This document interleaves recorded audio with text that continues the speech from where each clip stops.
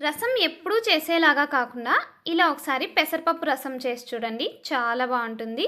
దీనికోసం ముందుగా ఒక కుక్కర్లోకి పెసరపప్పు వేసి కడిగి ఇందులోకి టొమాటో ముక్కలు, చింతపండు, 1 గ్లాస్ వాటర్ పోసి 3 to 4 విజిల్స్ రానివ్వాలి. తర్వాత రోట్లో జీలకర్ర, మిరియాలు వేసి కచ్చా పచ్చాగా దంచుకుని ఇందులోకి వెల్లుల్లి కూడా వేసి కచ్చా పచ్చాగా దంచుకుని ఒక ప్లేట్లోకి తీసుకోవాలి.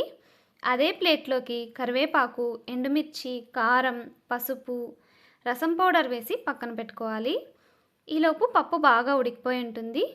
ఈ పప్పుని బాగా మ్యాష్ చేసుకుని పక్కన పెట్టుకోవాలి.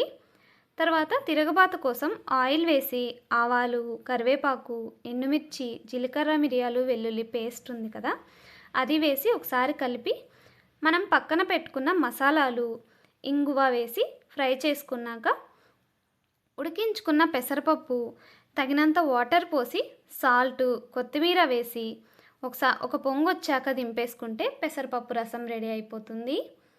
ఈ రసంలోకి అప్పడాలు కానీ వడియాలు కానీ నంచుకొని తింటే చాలా బాగుంటుంది. సబ్స్క్రైబ్.